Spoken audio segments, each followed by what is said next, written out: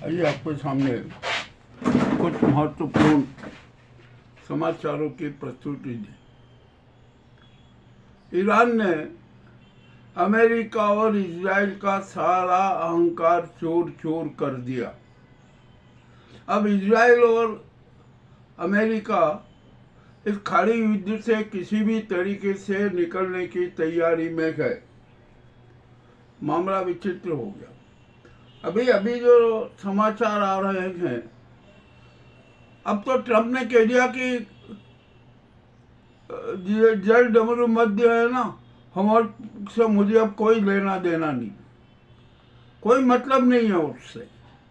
और वह उन्होंने अपनी जो पूर्व घोषणाएं सारी वापस ले ली। चले हुआ एक जगह तो बुरी तरह परास्त। अब जब यह ट्रंप का ये बयान आया तो इजराइल की तरफ से क्या आया कि अब तो हम है ना होमवर्क पर सभी से टोल टैक्स वसूल करेंगे, और जो हमारे मित्र राष्ट्र हैं ना जिन्होंने हमें सहयोग दिया, हम उनको कुछ छूट देंगे, और जो भी हमारे खिलाफ जिन जिन राष्ट्रों ने प्रतिबंध लगाया था, हमारे साथ दुर्व्यवहार किया, उसको हम किसी प्रकार की छूट नहीं देंगे। और इसके साथ ही साथ ईरान ने कह दिया कि अब हम ये डॉलर में युआन में नहीं, अब तो हम इजरायली मुद्रा रियाद में ही टोल टैक्स प्राप्त करेंगे। यदि रियाद में टोल टैक्स नहीं दिया ना तो हम किसी को छूट नहीं देंगे, कोई परमिशन नहीं देंगे। अभी और मामला बड़ा विचित्र हो गया। अब ट्रंप क्या करेंगे? ट्रंप के खिलाफ पूरे विश्व में बगावत है, कोई उनको पसंद नहीं कर रहा है। और दूसरी तरफ अमेरिका में भी 80-90 लाख लोग सड़कों पर उतरे हुए हैं, वे भी ट्रंप का विरोध कर रहे हैं, और ट्रंप खुद झंझावट में फंस गए। आखिरकार क्या हो गया?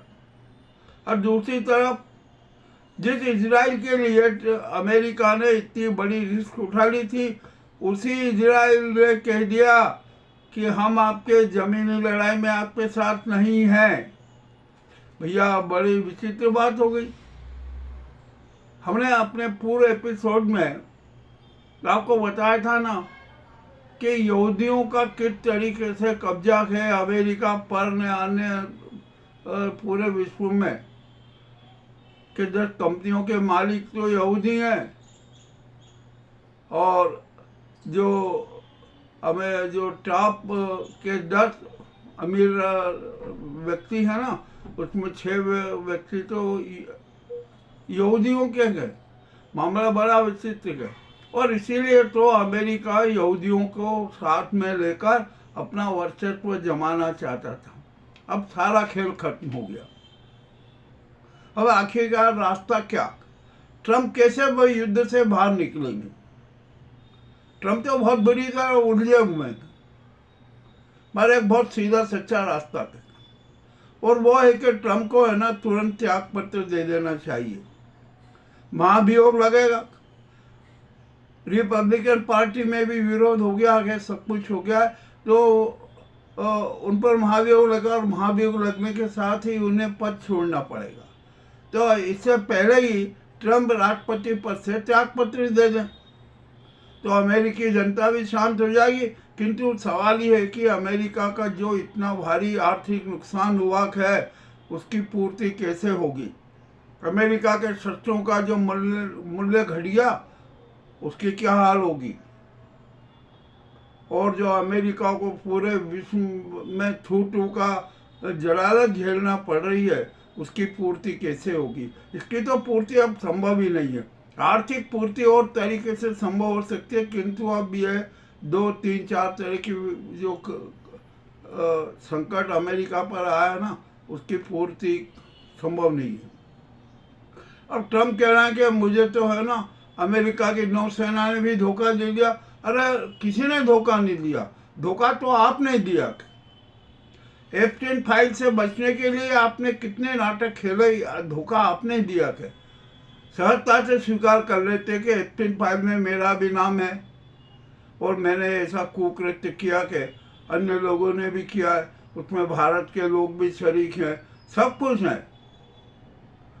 तो इज्जत बची रहती। मतलब वो इज्जत तो बचने का सवाल ही नहीं। और फिर ट्रम्प को अपनी इज्जत की परवाह कहाँ है? कदम कदम पे झूठ बोलते हैं, बार बार पलट जाते हैं, एक बार क्या बयान देते हैं, उसके विपरीत क्या दे देते हैं, फिर क्या देते हैं, और उनके जितने बयान आ रहे हैं ना, सबकी हवा निकल गई, सबकी धज्जियाँ उड़ गई। तो अब ये तो ट्रम्प का हालत है। अब ट्रम्प का सबसे काला इतिहास हो गया। अमेरिका में जितने भी राष्ट्रपति बने ना, सबसे काला इतिहास ट्रम्प ने रच दिया। ठीक है, अभी हो गया। अब आ जाइए इजराइल पर। इजराइल को बड़ा भरोसा था कि अरे अमेरिका तो वो सशक्त है, हम तो ईरान को चुटकियों में मसल देंगे, 4 दिन में करके वहाँ अपना साम्राज्य स्थापित कर लेंगे और इजराइल, ग्रेट इजराइल की घोषणा कर देंगे। किंतु ऐसा नहीं हुआ। अब तो पूरा ईरान धुआं धुआं हो गया है, और अब तो यहूदी और ईरान वासी भी ईरान के डर से इजराइल छोड़कर भागने लगे। अमेरिकन सैनिकों की लाशें बिछी है, इजरायली सैनिकों की लाशें बिछी हैं, कितने ही सैनिक घायल है, और लाशें उठाने के लिए और घायलों को लाने के लिए इजराइल ने 10 हेलीकॉप्टर भेजे हैं। अरे 10 हेलीकॉप्टर का अब तो आपको बड़े बड़े वायुयान भेजना पड़ेंगे घायलों को उठाने के लिए और लाशों को उठाने के लिए। चलिए, ये भी बात तब हो गई। अब सऊदी अरब के जो प्रिंस सलमान है ना, उन्होंने भी पासा पलट दिया, बिल्कुल पासा पलट दिया। उन्होंने कहा कि ये अमेरिका और इजराइल जो धोत देते थे ना, ये कोरी सी धोत देते थे, इनमें इतना दम नहीं है, कुछ भी नहीं है, ये सारे खोखले हो गए। चलिए, ये भी हो गया। अब प्रिंस सलमान ने जो अपना रुख बदला है ना, वो किस बात का संकेत देता है। और सबसे बड़ी बात हो गई, अब तो ओमान भी इजराइल के साथ हो गया, था पहले मगर अब नहीं है, वो तो अब ईरान के साथ हो गया। समुद्री जो है ना, होमर जो उसके जो पास का लगा वो समुद्र है, उसके बारे में भी वो समझौता करने को तैयार हो गया। अब हो गया तो क्या किया जाए भैया, हो गया। अब यहाँ पर ईरान में भारी तबाही तो हुई है, नरसंहार भी हुआ है, इसमें कोई शंका नहीं।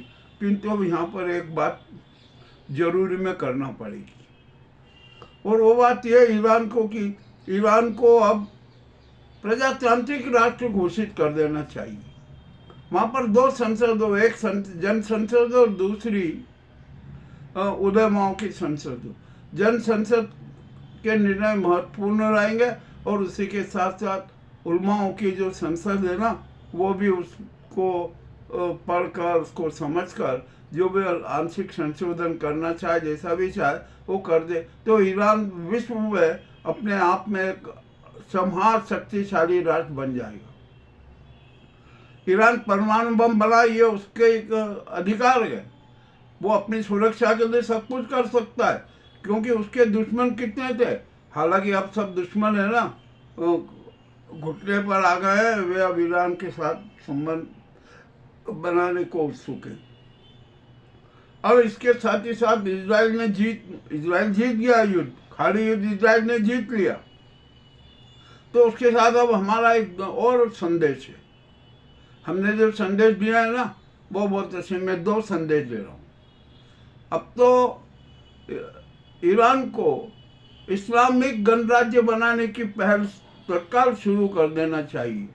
उसने यदि ऐसा कर दी ना, तो विश्व के मुस्लिम राष्ट्र एक साथ आ जाएंगे, एक मंच पे आ जाएंगे, और इसके लिए गोलमेज कॉन्फ्रेंस तुरंत बुलाना चाहिए। और गोलमेज कॉन्फ्रेंस में मुस्लिम राष्ट्रों के प्रतिनिधि भी रहे और उलेमाओं के भी प्रतिनिधि रहे, इससे बहुत बड़ी अच्छी बात हो जाएगी। अब आगे आइए, एक दूसरा सुझाव हो रहा है। इजराइल को सतर्क तो रहना पड़ेगा, क्योंकि अमेरिका की नीति का कोई भरोसा नहीं है। तो उसको अब एक बात की स्पष्ट घोषणा कर देना चाहिए कि यदि अमेरिका और इजराइल ने ईरान पर हमला किया, तो ईरान अमेरिका और इजराइल पर 9/11 जैसे हमले करेगा। उसमें जरा सी भी कोई कोताही नहीं होगी, और यहाँ तक कर देना चाहिए कि अमेरिका में 9/11 जैसे हमले एक शहर में नहीं, अनेक शहरों में होंगे। इससे अमेरिका और धूल जाएगा, मगर ये कोई ध्वंस नहीं होगी। यह वास्तव में होगा क्योंकि ईरान इसमें अपने आप में सक्षम है। अब यह बात भी सारी स्पष्ट हो गई। हम तो नरसंहार के विरोधी हैं, युद्ध के विरोधी हैं। युद्ध में लड्डू नहीं बटते, मौत बटती है। अब जो भी हो रहा है क्या किया जाए, परंतु अब विश्व शांति का मार्ग तो खोजना ही पड़ेगा। और यह सारा दायित्व अब राष्ट्र संघ पर आ चुका है। राष्ट्र संघ को तुरंत ही कार्रवाई करना चाहिए। अब जो ये विस्फोट हुए हैं ना, कहाँ अणु विस्फोट हुए हैं, जो परमाणु विस्फोट हुए हैं, उसका रेडिएशन तो फैलेगा। ईरान में भी फैलेगा, ईरान के अरब में भी फैलेगा, इजराइल में भी फैलेगा। अमेरिका अभी अछूता रहा है ना, ठीक है। यदि अमेरिका ने अपनी नीति नहीं बदली तो 9/11 जैसे जब